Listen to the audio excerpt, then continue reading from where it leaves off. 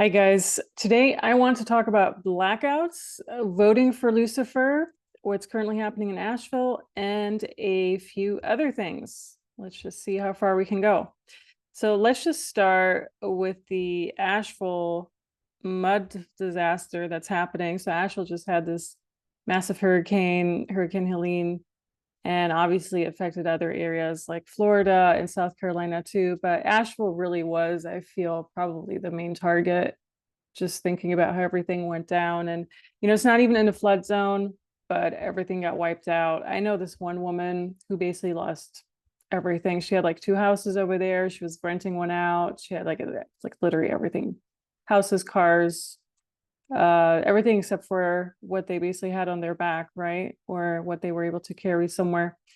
So now, in addition to the death toll not being recorded accurately, because people are saying right now it might very well be up to 10,000 people, and the media is saying less than 200 people, you're also having this mud, this toxic mud. So I'm just going to see what I wrote down here because I took some screenshots from its Instagram account. There's this one Instagram account that covers it really, really well. And she posts almost daily on it, like everything that's happening down there. So what they're saying is there's waste just downstream from a plastic fabrication company in Woodfin near Asheville, North Carolina. Some claim they've experienced adverse health effects after exposure to post-flooding sludge. And a lot of these are coming from just random plants or random fabrics that they had down there, just like waste, just the waste from all those companies, like industrial companies. And what they also said in a different post was that 4 out of 10 cadaver dogs died, and there are horses dying, there are other types of animals dying, and then people are also experiencing some sort of health effects from the actual mud. They also said it might take up to 30 to 40 years to actually clear out, which is kind of insane. And they can't get aid to those areas, at least federal funded aid, or provide temporary housing and shelter for displaced residents. But then they can set up other types of sites, to monitor other things. So that's also really interesting. What I don't think it was a governor, but it was some sort of county politician said was in Western North Carolina, there will be no water, meaning no one can rebuild in Mitchell County, which I think was the county that was affected the most. Another person was saying, it's really bothering me that the death toll is not being accurately transmitted to the public.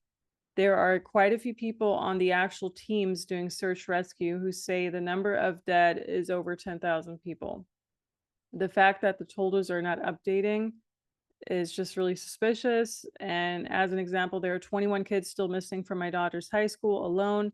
This 250 number for the entire Southeast region is complete BS.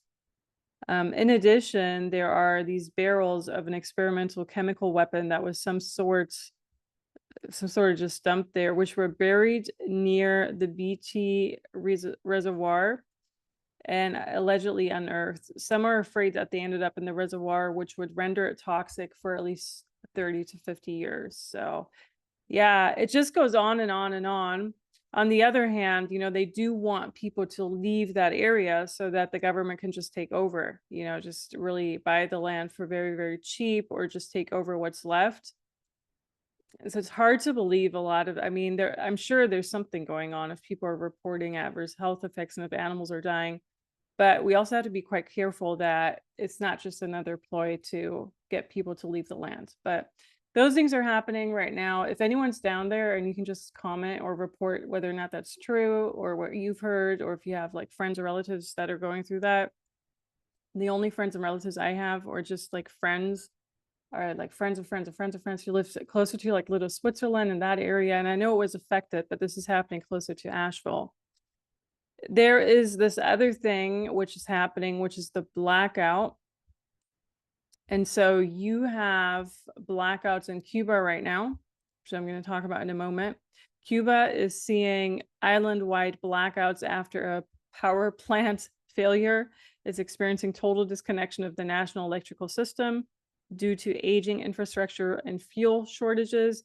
You also have blackouts in California, and that's because of all the wildfires. But this has been going on supposedly what someone from California is saying is this has been going on for the last 4 or 5 years already. And they're also doing it in many other states, just randomly cutting out the power, cutting off the electricity.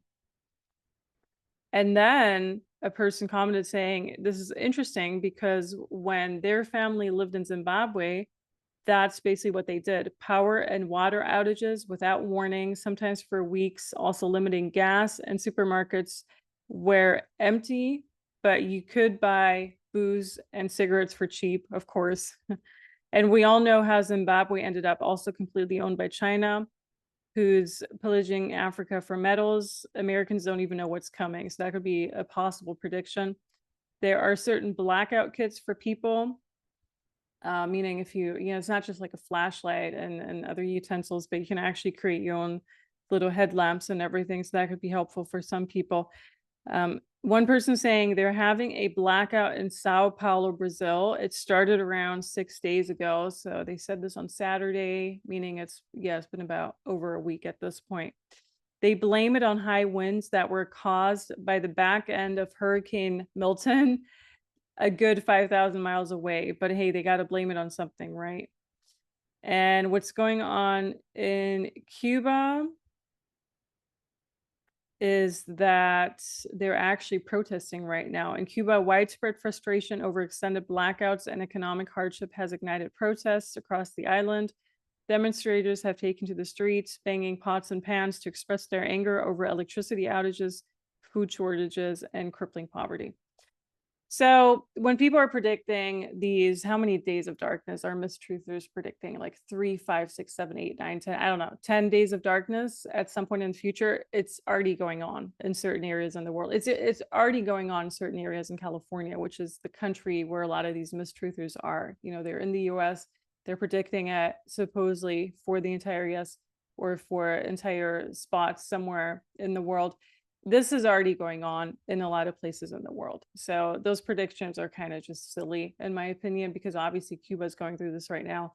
Zimbabwe was going through this in the past.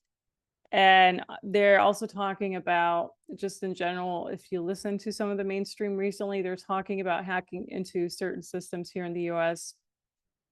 They're saying it's China. It's most likely a 3-letter agency that's doing it under the disguise of China. But you get the idea. They're trying to hack into, the certain grids, like power grids, possibly internet grids, possibly whatever type of grids they're even out there. And so, yeah, I mean, are there going to be certain days of darkness? It's already happening.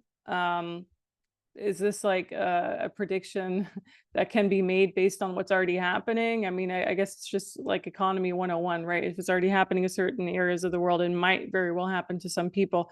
So it would be advisable if you would look at a survival kit if you think you're in certain areas where it might happen. But I personally don't even think it's going to happen in like major cities, at least not to the extent that, the doom and gloom people want you to believe. But yeah, for sure, they're already trying to force it through certain areas in the world. And of course, they're trying it out in certain areas beforehand. That's all there is to say on the blackouts right now, at least. But it is interesting that they're doing this with Cuba and Sao Paulo in Brazil, because Sao Paulo is a pretty large city. And that's been going on for over a week at this point. I don't know if someone's in Sao Paulo, but if you can just, if you just look at those places, they're not necessarily at the same level that the US is in terms of infrastructure. Like Sao Paulo might not necessarily be a third world area, but Cuba for sure is. And there are certain things going on in Brazil, other turmoil. So yeah, of course they're going to try it out in those areas. Okay, voting for Lucifer. Now this is interesting. Someone from Utah sent me this. I think it was Mahila. And she was basically saying how you can vote for Lucifer Every Love, who does not belong to any party, no affiliation to anyone.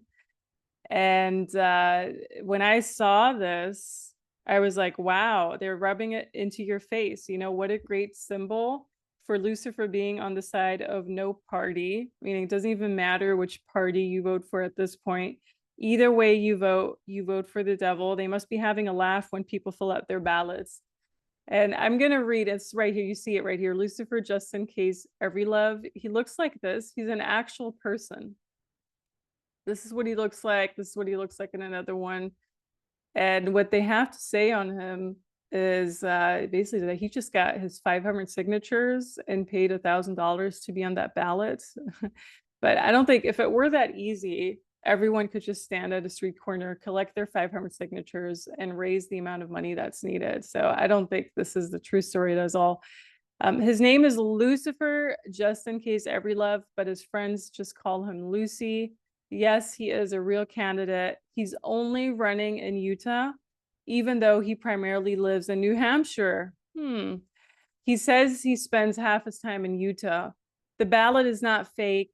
Ryan Cowley, director of elections of the governor's office, told a TV station, it's a real ballot. Everybody has to meet the criteria to be a candidate.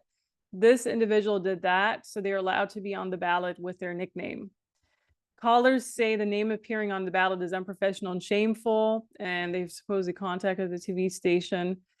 But he met the qualifications. He gathered 1,000, it says 1,000 signatures, and he paid a $500 fee to be on that ballot. Yeah. So anyhow, I think it's so interesting how they're rubbing it in your face that at this point, it literally does not matter who you even vote for. They're all just clowns. They're possibly all somehow related to Lucifer, you know, just looking at this name that they're pushing onto you, Lucifer, every love. I mean, even the name every love is just so, you know, it's just, they're literally just having a laugh at the regular voters. And it also confirms, because I've gotten a lot of Lucifer symbology specifically this year, you know, devil, the devil, Satan, Lucifer, all of those have come up over and over again this year. I just find it so interesting that they're really pushing Lucifer lately, you know, the entire Luciferian societies and everything. But yeah, so he supposedly exists, but you can only vote for him in Utah. So what's the point? You know, there's literally no point. He's obviously not gonna win if he only runs in one state, or unless someone else has seen him in any other state, which doesn't appear to be. And this is Anomaly, who also has, I think, over 1 million followers at this point. But he's basically saying, you know, Trump was caught with Chuck Schumer at the dinner. Chuck Schumer is a Democrat, for people who don't know. And he's saying he's still going to vote for Trump because Harris is a complete lie. Democrats have gone insane, but I don't buy into the script as much as other people at this point. Events like this remind me that it's one big club and we're just watching the donors' favorite actors on both sides. I completely agree with that. You know, I don't even care who people vote for at this point, but just realize, in my opinion, what I've gotten so far for the past 2 elections, at least, like 2020 for sure, but also the smaller local ones, which is, you know, when you just go in, like this is in the US, but it's the same in Europe. In Europe, the entire elections are also constantly hacked in Europe, which I find, I mean, they're actually admitting to it that, you know, other countries are hacking, like usually it's Russia who they blame are hacking into them. But basically, the past few elections where you just go into a local office and vote for, like, if you want to have not even the mayor, but someone in your neighborhood run, and then they advance to the next stage and all of that, even those I think are completely, I don't want to say fake, but really completely infiltrated, because I myself have tried to vote for more local people just to get people who actually know, you know, like one of my neighbors was set up to run and make the world a better place, at least for the neighborhood. And that would have been great. She was a really great woman. But just the way they were playing, they were actually putting articles in a local newspaper on there. All of a sudden, like for the past 2 years, it didn't even matter. But the moment people are supposed to vote, they put these articles in the newspaper about her and also other candidates. And this is what's happening. This is the corruption, blah, blah, blah. And I'm like, wow, this is just, everything's so manipulative. And half of it wasn't even true because I know her personally. And so that's what's going on a smaller scale. And if they're already pulling that off on a smaller scale, just imagine the larger scale. Now with the larger scale, I don't even think your vote really matters at all, or any type of vote, because they're literally just putting whoever they want into power, you know, just like a little puppet.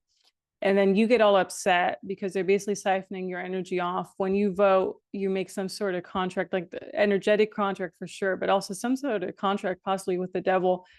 And that's when when people get really upset about the vote, that's when they have you. That's how the entire separation came about in the past few years too. So you can feel that for sure in the US, but it's also starting in Europe where you can feel a lot of things, especially with the right-winged parties. Like you have a lot of those in Germany that are gaining power right now and also other areas. So there's so much that goes into it. And I personally don't even think it matters at this point who you really vote for. They already know who they want. And like he already says here, it's one big club and we're just watching the donors' favorite actors on both sides. And I know some people are really upset about that.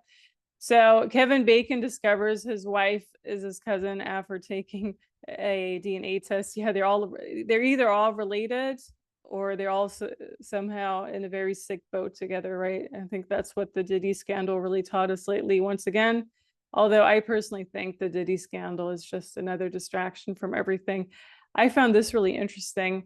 After we die, our brain lives for 7 minutes, playing our best memories, because I got this one comment on the brain where one person was saying, and I think this was on my BitChute, I think the brain is just the interface, the projector and receptor of this experience. Memories go somewhere else.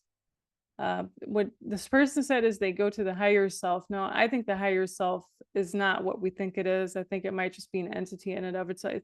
Like, I think what he says, I think I know what they mean. It goes somewhere like where kind of like this oversoul, like something that's a word that's not new age, not the oversoul, but something that's all knowing around us, right? So we're missing a word here, not even necessarily the inner self, but something that when you die, the consciousness, perhaps, maybe that's the best way to explain it. And so that the brain in and of itself is literally just that interface, projector, and receptor of this experience. So that would fit with this here too. They're playing our best memories. Another person I know was talking about the Greek navel of the world is in Delphi. And when you go to South America, though, it's in Cusco. I think you say Quechua, I'm not really sure how you pronounce that. So it doesn't even matter which culture you go to, but basically there's always a different navel of the world or just like a different this and that, right? Like it literally almost doesn't matter. Yeah. Okay, hold on here.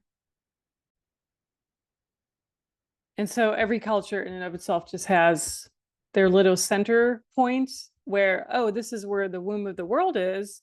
For example, if you go to the Daintree Forest in Australia, that is supposed to be the oldest rainforest in the entire world, which might very well be, but at the same time, then you go to other areas in the world. This is the oldest area of the world, like in a different aspect, it's the oldest area. And then, oh, this is the womb of creation. That's what they say about the Daintree Forest, I think. The last time I was there, the tour guide said that at least.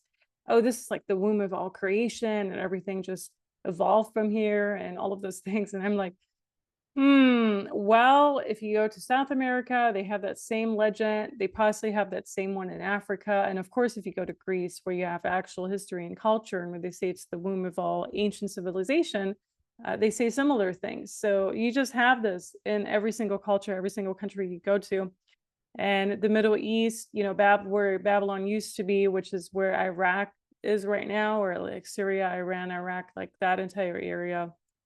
It's not necessarily right next to each other, but that is supposed to be where everything originated from. So yeah, they're saying in Delphi, at least, something originated there, just for people who are interested in that. Now, here's a good one. Is your Apple iPhone a sci-fi weapon? And someone else posted that. And there were a whole bunch of comments below that saying like, well, Apple is being somewhat honest with their logos. I pulled up this logo right here.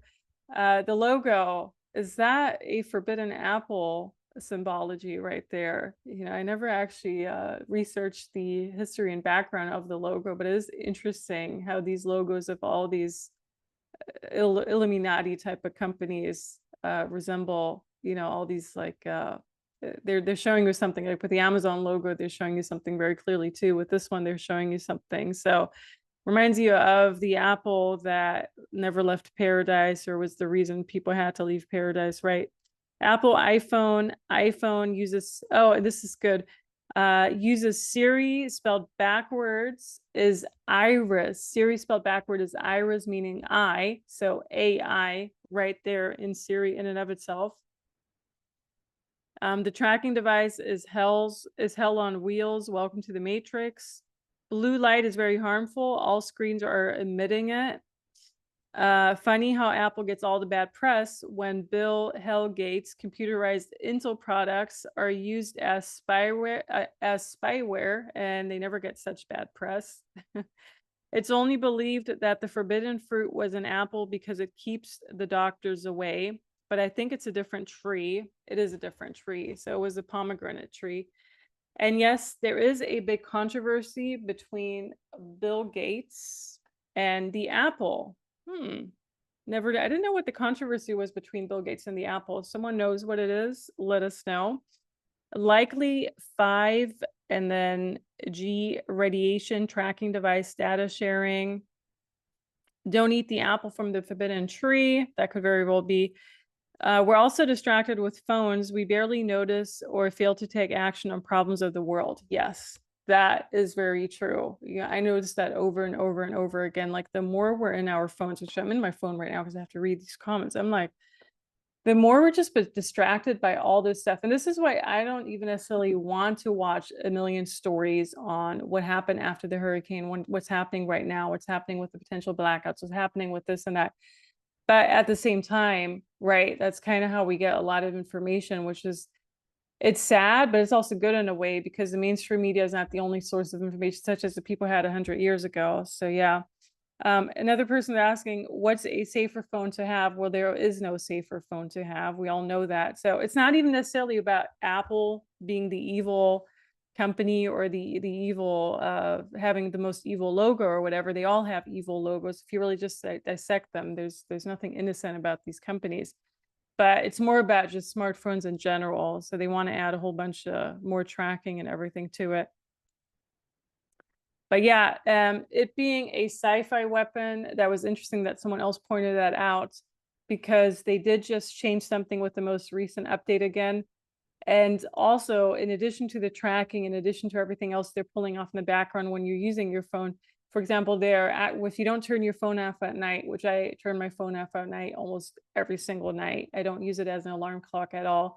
I think it would be smart for people just to have a different alarm clock than their phones. I know nowadays you use your phone for an alarm clock most of the time, but what they're doing between 2 and 3 o'clock in the morning, they're actually running this one update where they're pulling all your data from the iPhone, and that was exposed by a different person. And I think I posted a reel on that on both my TikTok and Instagram too, if you want to check that out. It's just like a minute long. So another person actually said when I posted that on my Instagram that they have a device to measure, was it EMF? I think they said they had a device to measure EMF, and between 2 and 3 in the morning, the EMF was off the charts. And that's exactly why I put it in my EMF cover, and I turn it off at night in general too, because I don't use it to get up in the morning. I use it as an alarm or anything. But that was really interesting. So it's not so much about them tracking and getting all your data off your phone when you're asleep, which they're already doing. They're uploading it to their own cloud storages and whatever.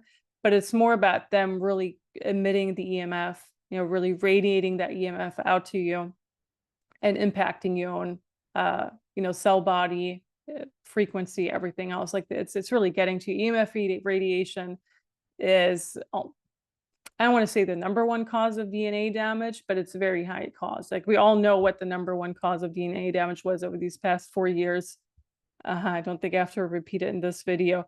So it's a sci-fi weapon. It's basically bombarding our entire body, our physical body, our DNA, which our DNA is very, very important. As we know, trying to change that for the past decades already with every single thing in our environment. And I think I might want to have a video on that, how our DNA is even changing through everything we're wearing, all the plastic clothes that they created, the synthetic materials, every single thing basically that we put on ourselves, like every single thing in our environment. So what else was it that I wanted to discuss in this one? I feel there are just so many more comments to go through, but so little time. Perception of time.